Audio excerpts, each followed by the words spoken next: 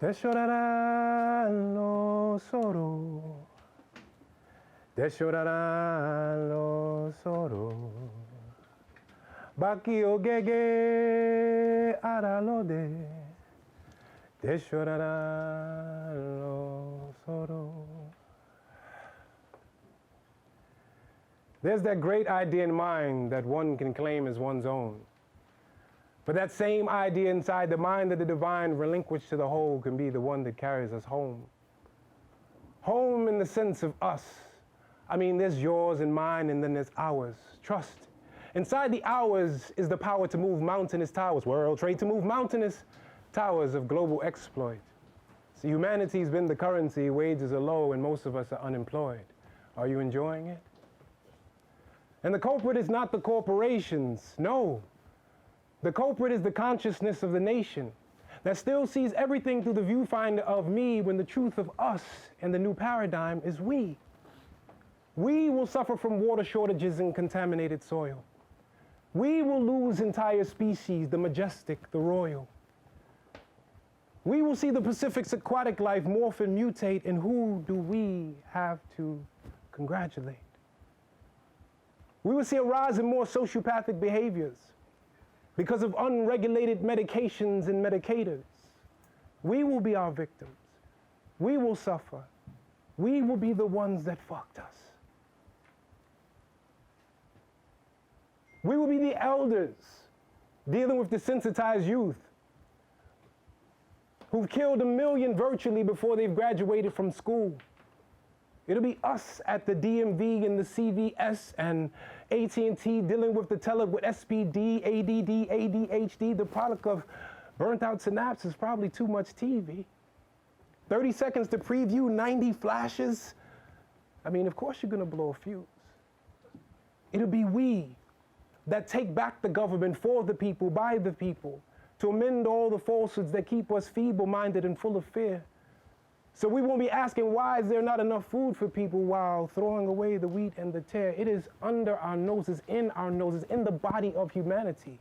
And that we can't see it is the insanity that can only be banished and corrected by whom? The collective. We must collectively agree to be different, to take account of the predicament and be accountable. Now come on with me, sniff it. Sniff it. Don't tell me you can't smell that ish permeating our situation. Personified by your boy Jason, Friday the 13th, undying and full of frustration, like constitutional legislation way back when peasants were laymen and philosophical fabrication and religious fragmentation was our education, like 3/5 of emancipation. My proclamations holla now if you hear what I'm saying. If not, what truths you delaying by displaying ambivalence for our world's decaying, but day out and day in playing in the essence of our slaying? If not a God, to whom are you obeying? I hope it's not the Satan, because there's God with a mask testing your patience in times of wasting. On fruitless preoccupation, we surrounded by the rise and fall of nations, disease infestation, international sanctions inflicting the rich with constipation. Too much cheese, no regulations. Masses walking around like patients, thriving off sensation, and our saints are suffering from inebriation. Not knowing which way they facing on, it really got me spacing between the halls of heaven and hell, trying to find a justification.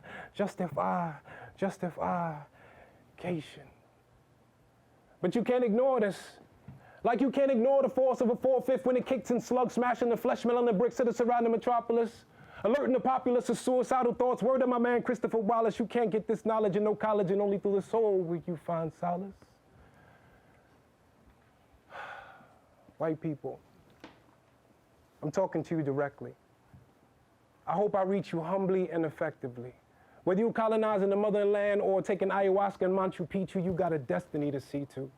You know what I'm saying? This ain't gonna cease. We ain't gonna ever have no peace until you say the words and do the things that release the noose from not just our necks, but yours. Because the majority of the slave mentality behind these shores rests behind the doors that house your persuasion, without a gross generalization to make the people with education lose their patience with the words that I'm saying. But I ain't asking for no yen or no nan on this issue. Because 100 of y'all should stand for every cop that drawn a pistol, and 1,000 more should stand on general principle, because you're human and you're not invincible. And I hope this is convincing you the tragedy that you could subtract from our collective reality that affects us substantially, physically, financially, turning the pursuit for the cause into vandally, fatherless with no batons handed to we, not to mention the details of the dastardly doings to the ruin of our families. Can't you see? What is important to you is just as to us, it's only just us or just this, so what's this? I challenge you to try to live the positive side of an eye for an eye. For how many Eric Garners have to die before we all see the lie?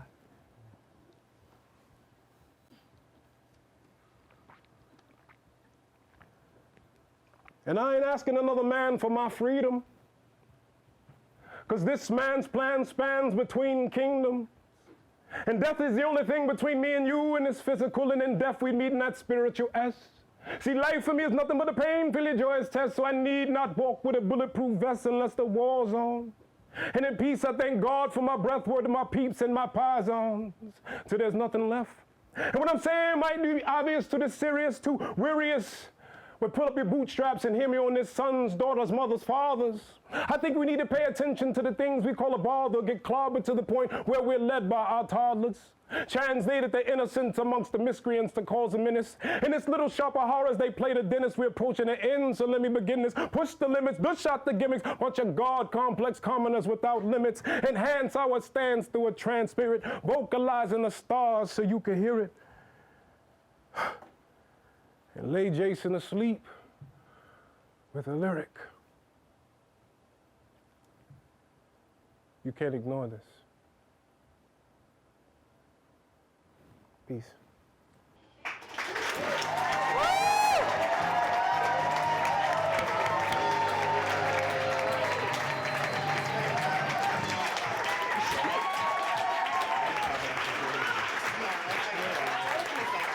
Welcome to my people. Let's give it up for Mustafa. Man, this is great. Y'all look so beautiful tonight. I am so excited that you're here. We are really, really hyped, if you can't tell, okay? Thank y'all so much for coming out to a show you've never heard of, largely because it never existed. This is the first episode of My Peoples. To our online audience, thank you so much for joining us. You don't know us yet, we don't know you, but that's all about to change very, very quickly. The purpose of our show tonight, and next Sunday night, and the Sunday night after that is actually pretty simple. It's that we wanted to start having conversations with real people about real issues, real talk, talking about the things that we kind of want to see happening on TV, but we're not hearing it. The conversations that we're having in our living rooms, the conversations that we're starting and trying to have online. But this is a space for us to bring them out. The stuff that's not being recorded, the stuff that is not being reported. Oh, she's giving me water. Thank you. The stuff that we're not hearing anywhere else, we want to be able to have that here in an unfiltered, honest way. Now, look, we cannot promise that we're always going to be right. We really can't promise that we're always going to be unbiased. But we can promise that this is going to be one of the best conversations you've ever had. So what we're going to do tonight is we're going to bring up our guests. We're going to bring people that you should know. And if you don't already know them, you're going to know them after tonight. We're going to have lovely, lovely in-depth conversations about resistance, about money and politics and power and love, and absolutely no hate, I promise y'all, okay? So are y'all excited to be here? Okay. So, without further ado, I want to bring up our very first guest. You all know her and love her, but you're going to really hear from her tonight. She is a brilliant actress, but also a writer and also an activist. Please welcome Miss Rosario Dawson.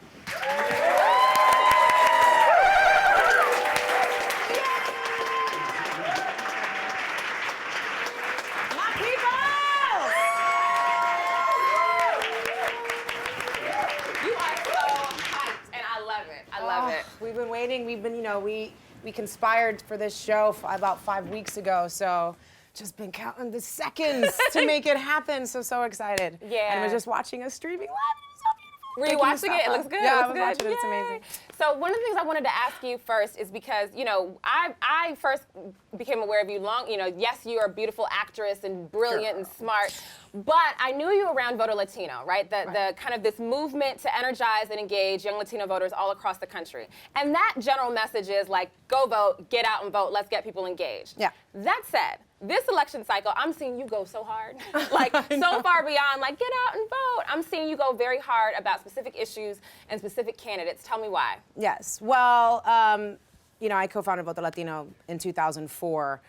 This is me not breaking away from the organization, because I'll always be a co-founder and always work with it, but this is me breaking away and doing something just as myself, and not speaking on behalf of the organization because it's nonpartisan. But I really felt moved by watching people step up behind this person who has a record that speaks to us over decades, and who this person who took a risk and said, I'm going to run for office and I'm going to do it solely based on my record, my integrity, and if you want me to continue all the way through, you're going to have to fund it. And people have been stepping up and reaching into their pocket and pulling out $3 and go, I want to hear more. I want to see you take this all the way. I want a grassroots campaign to make it into the White House, solely and completely. And I was watching this magnificent, historic thing happen online, and not seeing it reflected pretty much at all in our corporate media and it just drove me crazy. So I felt like that was my job, was that I needed to encourage courage, and everyone from superdelegates to activists and young people and older people and just everybody who just has been stirred and has been resigned and cynical for so many years to go, no, this time literally actually is different. And we need to stand behind that. And this is our chance, our only chance, to actually vote for someone who walked with Martin Luther King and has made his life about reflecting what he learned from that experience. Okay, so let me be the cynic, right? Let me be the cynic and say, some of that, not all of it, but some of that is exactly what we heard in 2008, exactly what we heard in 2012, right? About this being the moment, right? That this is epic, this has never happened before.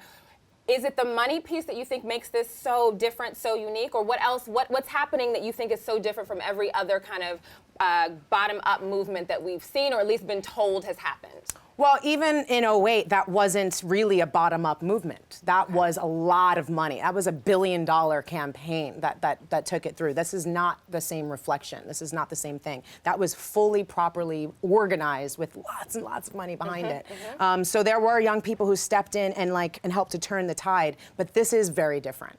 Because as this is moving forward, he's pointing the finger at every single issue that's a problem, and we've seen him do that over decades, so we know he's not going to make an about-face when he goes into office and do something completely off-kilter. He's not going to suddenly sign the TPP deal. He's not suddenly going to go, actually, fracking is awesome.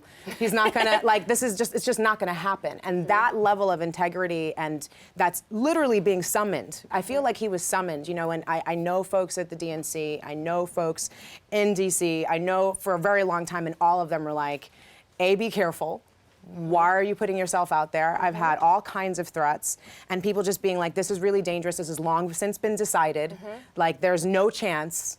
Just get over it. The whole thing has been rigged long since before. That's why it started off with superdelegates already in pocket before the first primary. Right.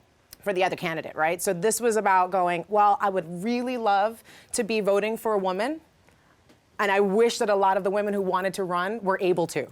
But they were all told it would be political suicide if they were to dare go against this other candidate. See, that's an important point, because and when that's I very talk to, important. When I talk to women, and especially women of color, I am one, hello, and in the very beginning, I'm like, I get it, like this all sounds so great, but it is very, very hard for me to put my support, my passion, my blood, sweat, and tears behind a candidate that frankly looks like everything else in this country, right? That represents, certainly from an aesthetic standpoint, right? That represents so much of what we're trying to change and transform, right? Which is leadership that isn't fully reflective of the nation's makeup, right? So the part that you said, so just say that again and like really break that down. Why are you able to kind of look past that or look beyond that or see something different when you're talking about Bernie the candidate? Because I think, you know, actually Louis Guzman, we had a panel yesterday and we were talking about this, and that's one of the things he puts out there. He goes, if you just take away the brand's household name and you take away the image of the person and you just listen to the message, it is unequivocal who you would vote for. Like, it's just not even a question who you would vote for. But unfortunately, there is the image, there is the household name, there is the branding, there is all of that stuff behind it that makes people just kind of make a quick judgment. And that's what needs to happen here, and that's one of the reasons why I think Bernie Sanders has had such momentum behind him, is because people are in this generation, particularly, not even just by age, but just this time and era, that people are going, well, let me just see, he's talking a lot of talk right now, and they're all talking a lot of talk and saying things that I want to hear. Let me see if that's backed up by history. And now we can go back 10, 20, 30, 40 years and see it backed up by history. And I think that's the reason why I'm voting for him, because he is a feminist, because he is an environmentalist, because he is a man of integrity, and he's not just a politician. I would actually say he's not really very much of a politician. He's a legislator. He's the amendment king. He's a person who gets things done and doesn't necessarily, this is not him running for office because of his tremendous ego. Right. This is him going, wow, so no one else is going to really challenge what's happening over here in the DNC? This is me needing to step up. I've been summoned. This is vets and nurses and people around him going, Well, you need to run. Let me jump in right there, because a lot of the conversation that you're having right now, right, about the DNC and kind of the backdoor stuff, the behind the scenes, that's not the conversation that a lot of young people have automatically always been plugged into, right? They kind of see candidates, and I don't mean to say young people in some derogatory way. I mean people who are going about their daily lives, right? Are not necessarily privy to all the backdoor information and all that stuff. What they are seeing, what we're all seeing right now, is what's happening in the country. It's all the kind of really hate-filled rhetoric and stuff. So I actually want to bring out now another guest, another one of our friends, who has an amazing kind of awareness of what's happening in the world, of all the things that people are saying, both hate-filled and also super loving, and he talks about it in a really funny way. So I want to bring out comedian and actor Ramy Youssef.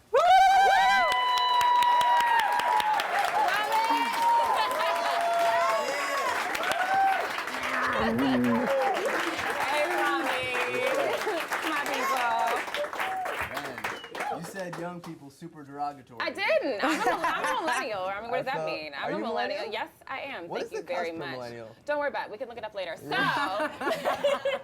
no, but okay. So beforehand, we were talking about how, like, so a lot of times when I see you do stand up, you're talking about your identity as a Muslim American. You're talking about the fact that you're Egyptian American. Yeah. Like, and so when you think about Egypt right now, there's so much political revolution happening, and we're kind of like talking about this undercurrent of revolution trying to happen here in the U.S. How do you Yeah. connect or compare the two?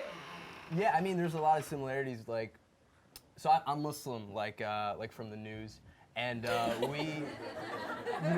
we've been through so much overseas, so much in this country, especially this cycle.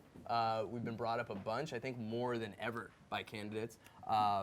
And Egypt's revolution was done by young people. It was like a Facebook situation.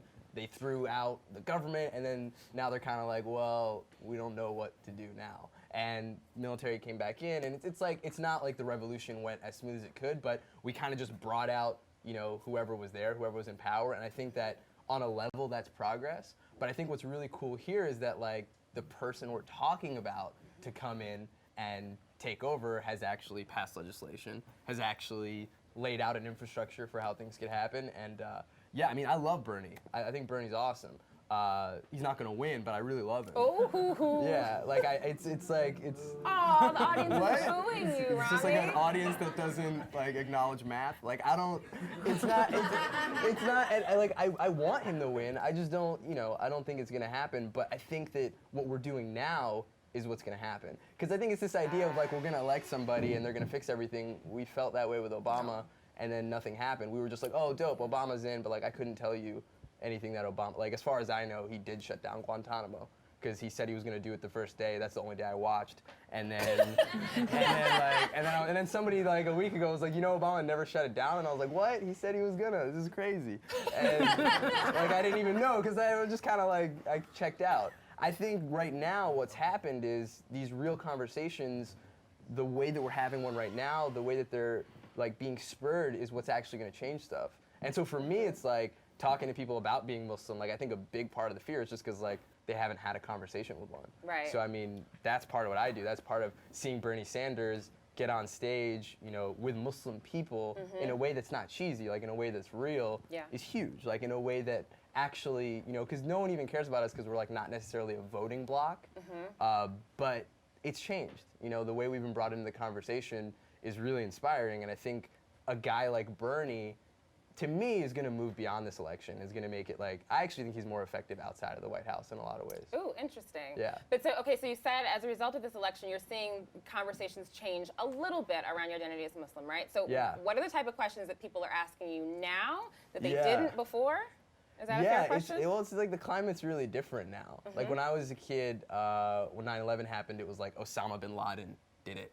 And now it's like anyone could be, you know, a person. You know, like anyone could be radical or whatever. So yeah, a lot of people. I mean, I've been doing this thing where I go on Facebook. You know, when they have like the news articles trending, and I see people talking about like they'll post an article and be like, oh, all these Muslims are terrorists, whatever, and they're like in the South or like wherever. And so I'll send them a friend request, and then message them and start a conversation and be like, hey, it seems like from your post that showed up on the Facebook trending thing, like you've never met a Muslim. And I'll just like start talking to them, you know. And I don't really And what like. happens? Like, what do they say? Oh man, I wrote this whole thing to this dude. I was like, hey man, and he accepted my friend request, and he just wrote back hi. And so that's kind of a conversation. And then like I think, yeah. It Are you didn't, friends like, now? Or, I mean, No, he unfriended me, but like it's like we're starting. You know what I mean? Like we're moving in the direction. Baby steps, We're baby making. steps. If any of you guys have any questions, I'm not like a, you know, I don't know everything, but I know a couple things. I think it's like a thing of like we don't need to be as scared as we are. I understand why we are, but it's definitely kind of being, you know, having a guy like Bernie who's like, yo, we don't need to be this scared. Like this is the reality of the situation. I really respect that, and I think that's like super unique. I love it. So you just asked if the audience wants. Did you want to actually take questions I mean, if from the anyone audience has a question about? Give them some guidelines. man, about anything, Egypt, fashion, whatever. So it sounds like you're saying Bernie is a movement. I want to hear a little deeper in that. Bernie's a movement. Bernie is a movement. Yeah, for sure. I mean, I think Rosario was, I mean, like, the way you hit it that one night that we were talking about it, where it is this, we are gathered around in a way that we haven't been before. And it's not even just because of Bernie, it's also because of Trump.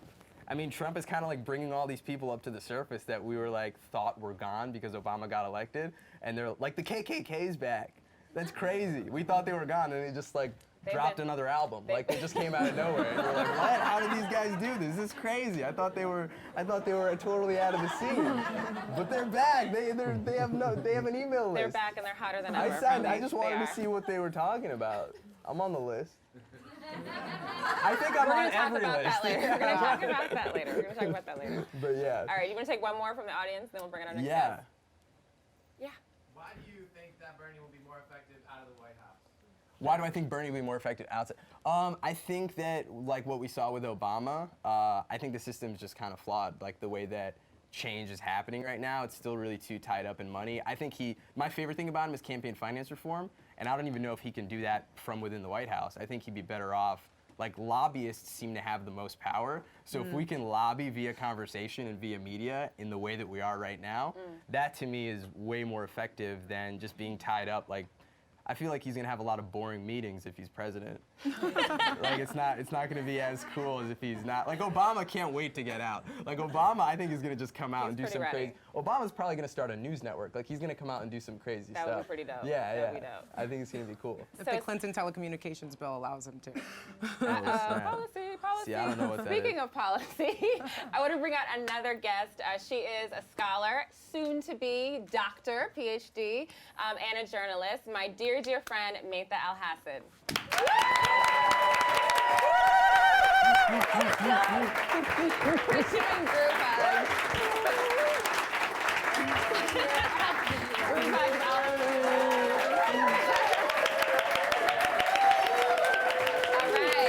Sorry, my parents would be so upset if I didn't do a proper greeting. Wave, so I wave to your can't. parents. No, to everybody. Go Okay, okay, okay, Gotta okay. give love. All right, so I'm gonna call you May because I love you. I love you too. So a lot of what you study and kind of, I mean, and you don't just study, you're actually also an activist. I didn't say that, I said you're a scholar, but you're also an activist. A lot of your activism and scholarly work overlaps in the area of resistance and political movements. what do you think is happening right now? Whether we're talking about Bernie or not, like I'm also really interested in talking about Black Lives Matter and just kind of this whole wave of activism that we're seeing. How are you like positioning that? I think, first of all, we have to acknowledge there are multiple Americas right now. And I think with Trump, there is despair as much as there is this upcurrent of racist sort of terror that's being, sorry for the pun, trumped up, right? But I think there is also a response and a sort of even more louder, I would say, response to the fear that what Trump's hysteria has and could cause in America. So what we're seeing is we're seeing the Trumpites, right? And then we're seeing the standard machine of a Hillary, right? And then now we're also seeing the Occupy folks kind of behind the Bernie, right? Occupy didn't die, right? We had that sort of discourse around the 1% and the 99%, and this is getting brought up again. So what's happening is there are continuities of American history that keep on coming back up. So you talk about the KKK. They never went away, right? They've always been there. And there's always been a resistance movement in this country, whether it's the Black Freedom Movement, whether it's the American Indian Movement, whether it's Cesar Chavez and other Latino movements in this country. And we're also seeing Muslim Americans really sort of step up and be a part. Linda Sarsour, who has been on the campaign trail for Bernie Sanders. We've seen Arab Americans come out for the vote in significant For the first measures. time. First time? I mean, in a while. I mean, we were around and we have voted. No, but like not in the same way Well, that you we know are what's now. really interesting? Bush's presidency did spark Arab Americans who were traditionally Republican to do a massive conversion to the Democratic Party. And that was the biggest wave and conversion of any ethnic group in American history. Wow. Yeah, it was really interesting. And then, again, Black Lives Matter, right? As a movement, started out as a hashtag, and then 3 amazing, incredible women, Patrisse Cullors, Opal Tometi, and Alicia Garza, who have long histories in activism work, are forcing us and challenging us to really think about state violence, right? And they're putting that conversation on the table, and they're also forcing us to imagine also outside of the electoral politics. And that's what I was going to ask you. Right. What is the relationship between the activism that we're seeing, aside from the activism that we're certainly seeing with the Bernie campaign, right? But what is the relationship between that and electoral politics, right? Like, I know so many people who feel like the system is just jacked up, period, and I'm not here for it. Like, so I'm doing something over here, and we're going to either tear it down or build something new. How do you connect that in 2016 with what's happening right now? So Black Lives Matter, I know the movement has gotten a lot of flack from mainstream media because they want to know, what are your demands? What's your platform? Who are you voting for? That's not what this movement is about. This movement is really trying to change not only the discourse, but the systems and the structures that have defined a racist, anti-Black America, right? And so they're doing it in non-traditional ways. Disruption. Like we saw to Bernie Sanders' speech. And then more recently, Clinton. They forced Clinton to come out with the super predator language. He was advocating for that. Right. That was such an important, Bill Clinton. That was such an important moment that they forced into the mainstream media. But they're not using traditional tactics. And they're also doing local organizing. And I think that people, if they only see it on Twitter, they have no understanding of the world that Black Lives Matter is trying to build and going to build. That's amazing. So, I mean, you've talked a lot about kind of things that are happening in the news. We've actually talked about that a bunch. Let's actually get some news so we can hear some things that we may not have heard on CNN recently, but are really happening in the world around us. So I want to bring up another good friend, an amazing journalist, Wendy Carrillo.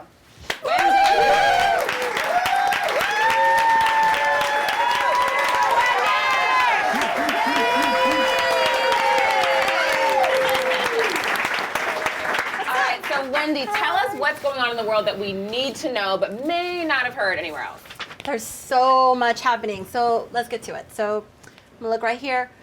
Voters across the country have been protesting against voter suppression, most notably in New York City, where more than 120,000 voters were purged from the Brooklyn Register before the state's primary last month. Last week, protesters lined up for hours across the Board of Election hearing in Manhattan to voice their concerns to the commissioner, Bianca Perez.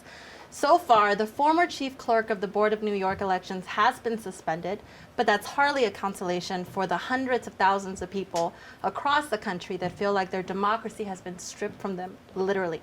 In Arizona, Judge David Grass recently threw out a lawsuit from voters who accused the state of voter fraud. The judge said glitches are always something that we need to be wary of. We need to work hard, we need to fix them. They don't rise to the level of fraud. Because of this, the mayor of Phoenix has called for a federal investigation into the Arizona election. But on the flip side, Oregon just passed a new measure guaranteeing automatic registration, which means that residents will now be opted into the system when obtaining their driver's license or renewing them. So, might be a little too logical, but take note, America. And this is like incredible, the Panama Papers. Last month, the world was given another reason to support the 99% after the release of the so-called Panama Papers. If you haven't heard, the Panama Papers are an enormous trove of leaked documents that expose the world's wealthy and powerful and how they have stashed their money into the Central American tax haven with this shady law firm, the Mossack Fonseca. The Panama Papers, thought to be the largest leak in history, were released anonymously on April 3rd, and a few days ago, a letter signed with the name John Doe explained the reasoning behind them. So I'm going to quote the letter. I decided to expose Mossack Fonseca because I thought its founders, employees, and clients should have to answer for their roles in these crimes, only some of which have come to light thus far. Shell companies are often associated with the crime of tax evasion, but the Panama Papers show beyond a shadow of a doubt that although shell companies are illegal by definition, they are used to carry out a wide array of serious crimes. But when it takes a whistleblower to sound the alarm, it is cause for even greater concern. It signals that democracy's checks and balances have all failed, that there's a breakdown in the system, and that severe instability could just be around the corner. So now is the time for real action, and that starts with asking questions, which is one of my favorite things to do. The people of Iceland, because of this, are particularly sensitive to matters of economic corruption, and they were the first to get out and protest. They went after their prime minister and his wife, who were found to have been stashing funds through this shady law firm. And an estimated 24,000 people took to the streets right outside of the parliament. And after the papers were released, they demanded that the prime minister step down. And guess what? He did. After 3 days. Took people to do that. Now, in the US, here we go. While we continue to make huge steps forward on becoming a more acceptive, inclusive nation, we still see bills being passed at the state level that continue to undermine people's basic human rights. North Carolina, HB 2 legislation, a widespread set of anti-LGBTQ laws, which from other things, prohibits transgender individuals from using bathrooms that match their gender identity, are considered to be amongst the most extreme in the nation.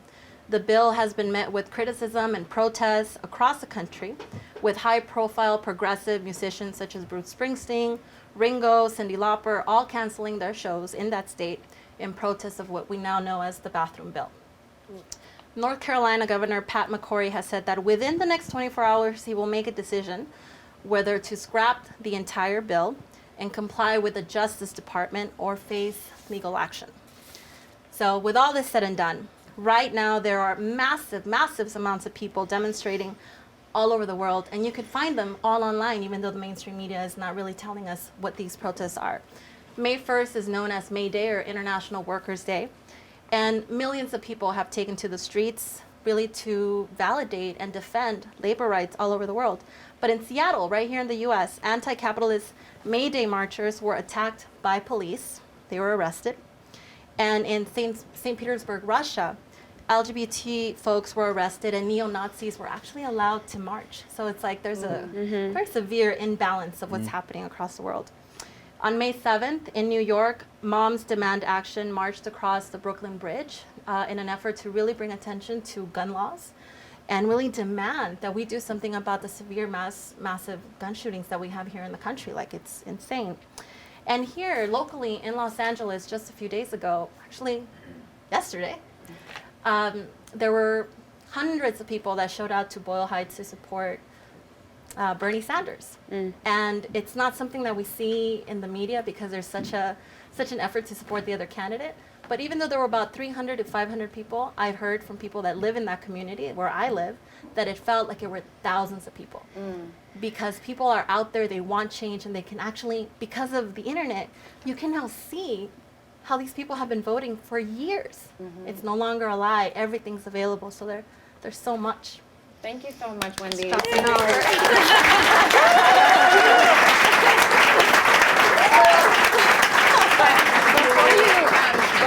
you go, I do want to ask you, so we've talked a lot about, oh, this is news that we're not getting anywhere else. We're not seeing it. Where are you getting your news from? What is the most trusted source, or where are you finding kind of the stories that aren't being told in mainstream media, other than here on this couch? Yeah, I really rely on Twitter, and I think following people on the ground in various places across the world, and even, just really relying on not the mainstream news that really just repeat the same thing over and over. And I don't believe in like hashtag politics either. So you have to find voices that are really truth-telling and that really just want to convey real messages, and stop believing in things like citizen journalism isn't a real thing, because that's how we get the real voices on the ground. Say that again. Citizen journalism is a real thing. Yeah, citizen journalism is a real thing. So if you're out there and you have a phone and you have access to the internet and you have, take photos, take videos, post it up, because there are people like myself, and me included, that are using social media to find the real stories, to actually see like, no, there were thousands of people that went to that Trump rally outside, and there were people that were fighting, there was violence, and it's not just this race issue, but there's more to it. There's social economics and income inequality and gun issues and gun control. And so we have to find the voices that are marginalized, but that are real and that exist. Can I add something Yeah, too? I please. think what's important for us to put on is our critical literacy thinking caps. And I think when we're talking about what media we want to use, it's not one media. It's us sifting through multiple people on Twitter, multiple media sources, AJ Plus, Vox, anything that you have out there, but it's also sitting with those sources and asking the critical questions of what context are they coming from, right? Who owns this station? So I know they're bent on these politics. Where's this person living? I know that when I want to hear news about Syria, I ask my family. My family's in Syria. Right. So I hear such interesting, different stories, but we have to also think about the scale. People on the ground, people who work with the government, or people who work for a media station, or people who work for a corporation. So I think people are doing that more often now as well. Well, thank God for citizen journalists like you two. Thanks so much, Wendy.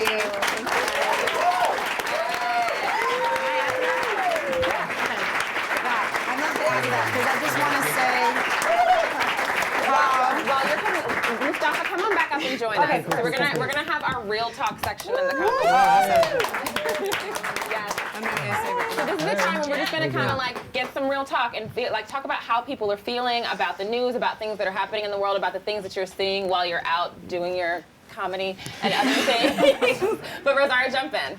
Yeah, I wanted to say, that was the people walking out of the primaries and by the 74th percentile and 69th percentile going, yeah, I want to ban Muslims from coming in here, was one of the reasons why I wanted to join the movement of saying something. I'm like, oh, cool, gloves are off. Like, people, like, we're past political correctness. Like, that's what we're so excited about with the Trump presidency, is that maybe people get to, call each other derogatory names again. Like, how awesome. Okay, cool. So then that means we're in real talk time. And that's what we really need. That's why the creation of Black Lives Matter came to be. That's why from dreamers going out there going, I'm unafraid of getting arrested, because the issue and the millions of people that I don't even know are at stake here, and I'm going to stand up for that. And seeing people stand up and go, I'm going to support a candidate who's talking about universal health care and talking about education for all, because we should be caring about our neighbors like that and working for each other rather than against each other. It was seeing like the marches against the KXL pipeline and seeing them marches all for Bernie that were not getting put out there, and just going, there's a mass movement that's going on. Yes, from like Panama Papers that is going and disrupting the system everywhere, to Egyptian uprising, to Maidan, to like, there's so much. Like in Brazil, we're seeing it all over the place. Right. We're in a new civil rights moment era, and I think the young people behind it makes sense, because once again, they're tapping into information on the ground that is not necessarily rising up, and they're doing it now with the benefit of social media, where like for me, I found Democracy Spring was happening on social media, so I made sure to go down to DC and get myself arrested for it, because it made a difference. And then suddenly people covered it by my being there, which is crazy. And then and it made a whole ripple. When I went down to the White House Correspondents' Center, everyone was like, "You got arrested." I was like, "That was happening for a full week, and you didn't hear about it." For some reason, it didn't make any sense, and then it blew out to Democracy Awakening, and it was restoring the VRA and DC statehood and overturning Citizens United and taking the money out of politics and like so many really important things that are happening, this fever that is going on. And when we do show up in that way, it does make a difference. But see, and that's the beautiful part about it, because we're talking about, like, when you listen to the mainstream news, you hear all the negativity, right? But then there's also this balance of, it sounds like hope is probably the best word for it, right? This hope that when we actually get involved, when we do something, things can actually change. I want to jump and ask Mustafa, are you feeling that hope anywhere, as like connected to your art, the people that you're engaging with on a regular basis? Well, definitely. It's poking out everywhere. Like Kendrick at the Grammys, that was like crazy, you know, as a representation of that. You know, I think people are ready for it, and a lot of people are not, but it's happening. Yeah. And it's a funny time because it's like a lot. I mean, the movement, but then so much that's against it. So you know, if you can get caught up in the details and maybe be discouraged or not encouraged enough. You know what I mean? Yeah. Anybody on the stage get discouraged about this sometimes? Like, I don't want to. I don't want to make it sound. I mean, I think it's awesome that we're fighting back, but let's also keep it real. It can be discouraging. What do you do when that happens? Well, I'll say something that's discouraging. I think sometimes when we go back to this language of let's make America great again, and I know that's the Trump language, but even when we say, I can't believe America's like this, I think that actually makes me discouraged because we're still relying on this idea of a system that was started by the founding fathers, and they had this brilliant idea and they thought of democracy for everybody, and that's not the case. And I want us to actually get real about that. Let's get real about that. So, for example, I know a lot of my students get really stunned when I do this to them the first day of class. I pull up the 13th Amendment. Does everybody know what the 13th Amendment is? It's the amendment that abolishes slavery, allegedly, right? Right. But when you actually read it, it says slavery is abolished except in the cases, and I'm paraphrasing, for punishment. So that means our mass incarceration system, the legal slavery is allowed. And that's actually one of the first times when slavery is codified in our Constitution. Why are we not overturning that? Why is that not in the front of our conversation? That connects to mass incarceration, that connects to police brutality, that connects to all these systems of state violence. So if we're not talking about going to the root, that's when I get discouraged. And I know a lot of things have to happen on the surface for us to see that we need to dig deeper and deeper. Well, you had to be really careful about this sort of revisionist history that we look back on. And that's one of the reasons why I'm so inspired by someone like Bernie Sanders, who's reaching out to the Native community, who's reaching out to Palestinians, who's talking about, if I become president, I will, on behalf of America, acknowledge the atrocities that we have done as a nation. Yeah, he said he would apologize for slavery. slavery. He would apologize for slavery. He's talked about in one of the debates going, yeah, Kissinger is not a good person, and he's a genocidal maniac who killed not only people in Cambodia, but all across South America, because he was being asked about Castro, a comment he made about Castro 20 years earlier. That was the question, so he brought it to that, and then Hillary jumped on and said, can I talk back what he said? And I got super excited that she was going to talk about Kissinger and what his policies were and how that created the influx of people trying to come here that people want to build a wall to prevent, that she also voted for. And then she just wanted to double down on the Castro comment. And it's like, see, this is the problem.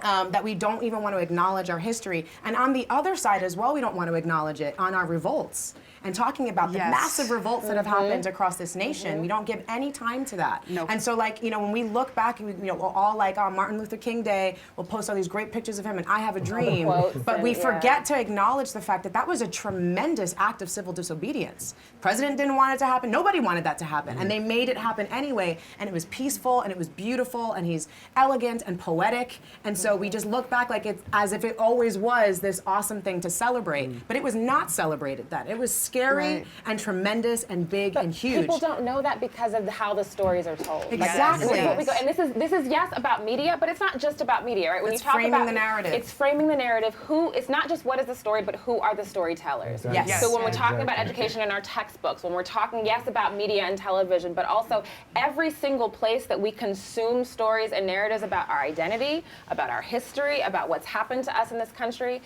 depending upon who is telling the story, the narrative is completely different. And I think we're in a period of time now where people are starting to kind of peek out and say, wait a minute, something's not right. This isn't right. What we've been told and what we've been sold is not accurate. It's not real, and people are wanting to get real. Which I think that's like a plus. Because I do get discouraged sometimes, but then like, people are afraid because there've been attacks and this and that of Muslims, but it's like, if you rewind not even that far ago, like Japanese were put in internment camps. Yeah. Like that was the Right. reaction. And they called it incarceration, And by they the called, way. and they called it, yeah, and they The called it incarceration. camps, yeah. But I mean, and now it's like, you know, Trump says some stuff about Muslims, Cruz says whatever, but I don't really see people having it. I mean, there's some people who like hear it and agree with it, but it's totally being fought back. To me, there is progress. Like, and I think that we are talking to each other now in a way that we couldn't before. Exactly. So I have a lot of, like, I do have a lot of hope. Well, we are, I think, on the point that Rosario brought up, the revolts and the protests and the people power. Yeah. This has been a part of this country's history, and that's what gives me a lot of hope. You know, Robin Kelly has this great phrase. He's a African-American historian, a U.S. historian in general. He talks about us freedom dreaming. And we've always put different freedom dreams for different generations and different groups of people, and that's what I like to sit and listen to. And that's what makes me have hope about a certain kind of future, because there are multiple freedom dreams going on. Yeah. And Yeah. we're doing it. Like, I changed my profile picture to the equal sign, and like a week later, gay rights passed, you know? Like, right after. You did. I should have got you to do it earlier. Mine was out there for like 2 years. No, you had a part, yeah. But I am No, curious. yeah. I am curious about the social media piece, right? Because so we had talked about social media as being a great place to get our content, get our news from, hear from real people, and get all these great stories. At the same time, that is the kind of unregulated place where you see all of the hatred and all of the kind of chaos and craziness.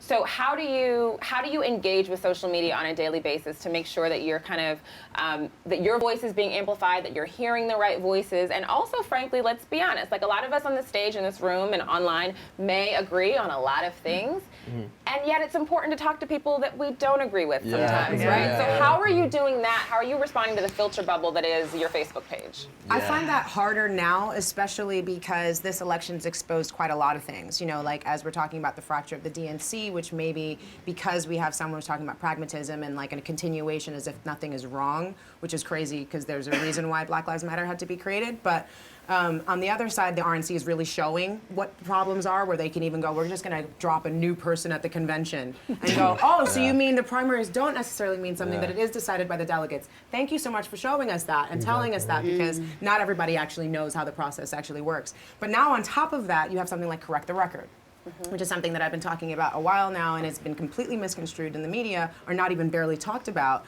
But you have Hillary Clinton's campaign working directly with David Brock's super PAC, Correct the Record, to identify, target, and correct people online. So now you don't even just have the normal trolls online. You actually have professionals who are targeting people to make them discouraged. You don't, if you're putting up stuff that they feel like is incorrect and you're getting targeted with so much hate and being told you're going to be boycotted, that you suck, that you're terrible, you know, people get pulled back. You know, they're getting manipulated. And then on the other side, if you're on with people, if you're following people that are supportive of the other candidate, you're seeing praise being washed upon these people and going, wow, they must be completely correct. Every single time they post something about Hillary, it's the best thing ever. So this must be the way to go about things. So I think there's also this, you know, there's manipulation that's going on in our corporate media that even someone like Bush ever even talked about, of just going, I'm going to keep repeating myself because it's the culture of propaganda. But I think that unfortunately we don't feel as Americans that we are subject to propaganda because we're taught about it,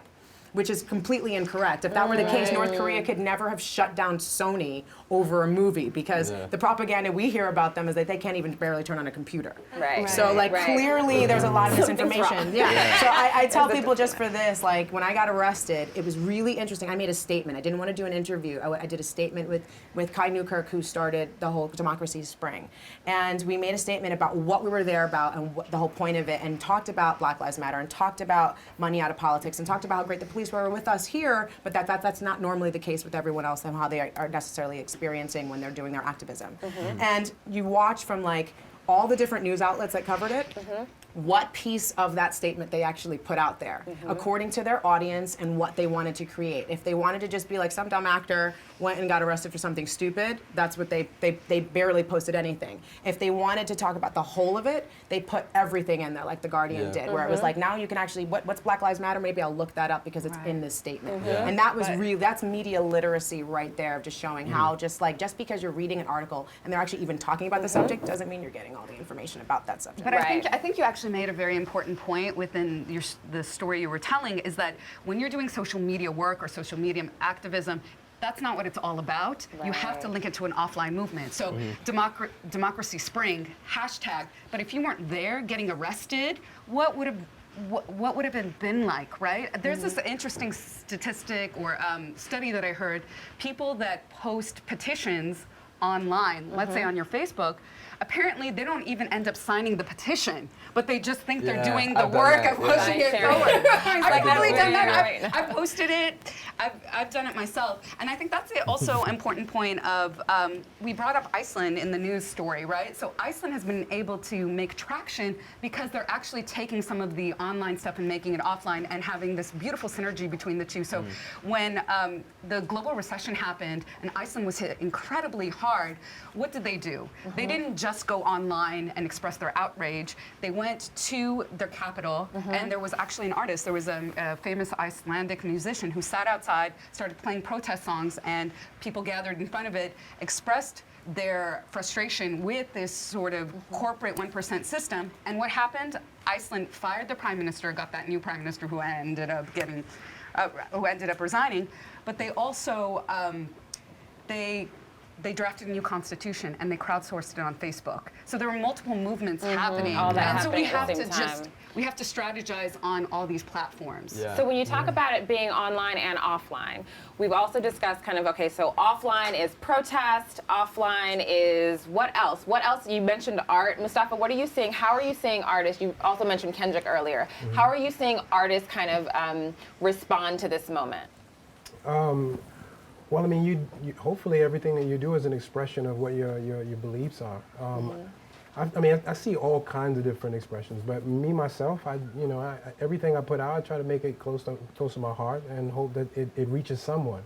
But it's a big sea out there, and you do what you can. Yeah. You just do your best. Yeah. essentially, Are you all seeing other, like in arts and entertainment, are you seeing a wave in that direction People as well? are creating and people are, talking in a way that they probably haven't for like 8 years, like in this really cool way right now.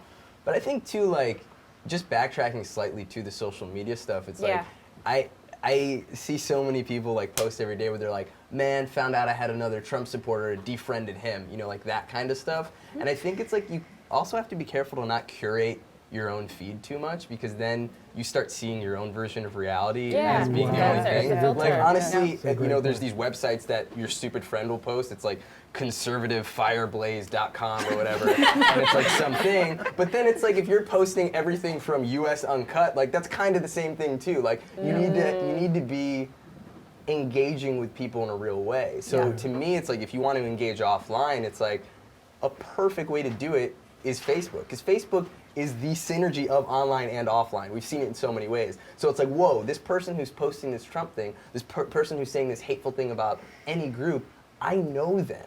And I can actually talk to them. So why can't I just take them out for a cup of coffee instead of defriending them and then bragging about it to like all my like nerd friends? Like, what's the point of that? Like, that doesn't get anything done. So I think we have like a really cool opportunity to make social networking actually social, and a lot of people are missing out on that. Yeah. The only thing I talk about is why I complain about the correct the record thing is because it's now created this. I love getting in a Twitter argument with people, and now I don't trust it because it's like, oh, you're just paid to come at me, so there's no passion behind what you're saying. Right. This is work. It's not and so authentic. it's not authentic. So I can't. There's nothing to really go back to. Yeah. But I really love.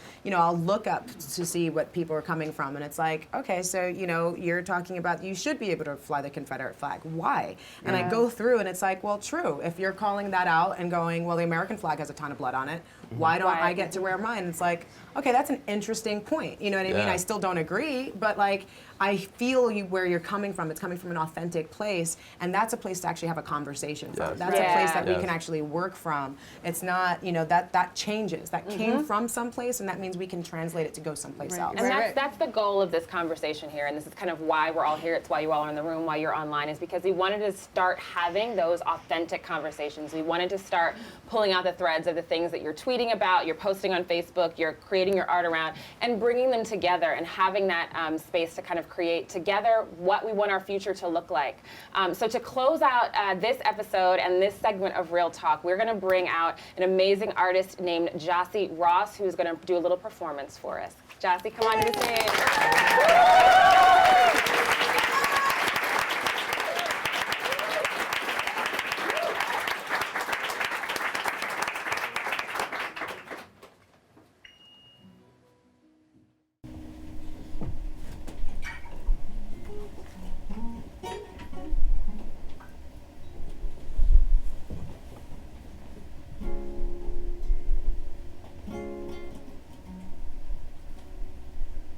song is what I wanted to say to myself as a little kid.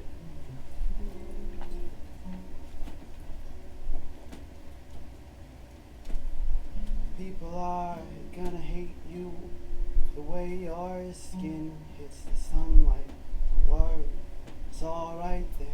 Just scared of anything and everything that you know what's really there. Really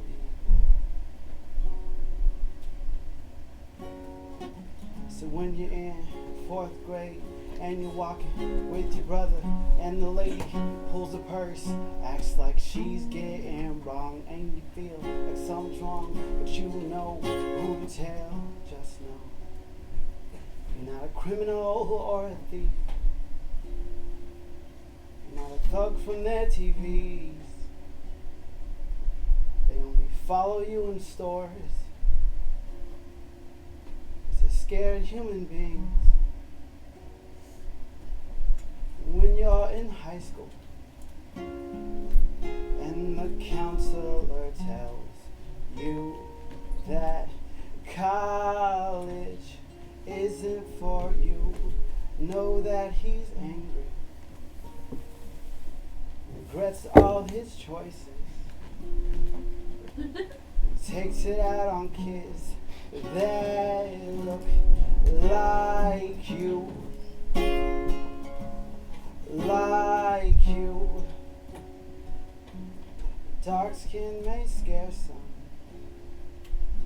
but that all stems from jealousy. Jealousy. You should know that it pays to be different. You should know that it pays to be different. When you go to college, Grandma would be so proud. Know that you belong there, no matter what your head says. When you meet your roommate, some of his friends, you meet that one guy who uses a word that makes you feel, oh, it makes you feel, oh, that makes you feel, oh, it makes you feel like 3/5 of a person, like 3/5 of a person. Like 3/5 of a person, like 3/5 of a person.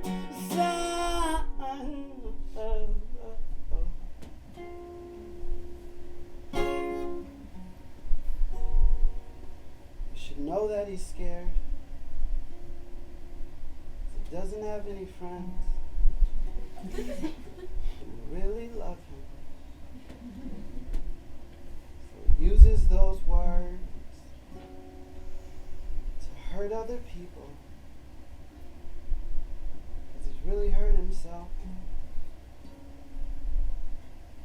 You should know that it pays to be different. You should know that it pays to be different. Thanks.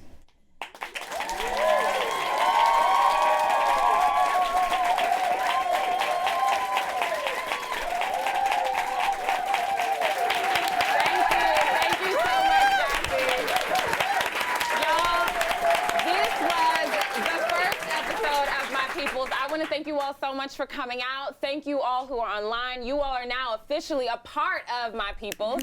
So give us feedback. This is our first show. We're figuring it out. So if you have thoughts, ideas, suggestions, make sure you hit us up on Twitter at MyPeoplesTV or tweet us at MyPeoplesTV.com. Check out our website. We're live streaming. Thanks to all the guests. Thanks to the whole crew. Thanks to all of you. We love you. My Peoples.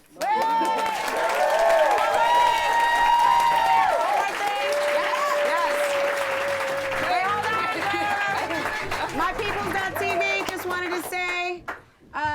this is, you know, today is still, we're still in it.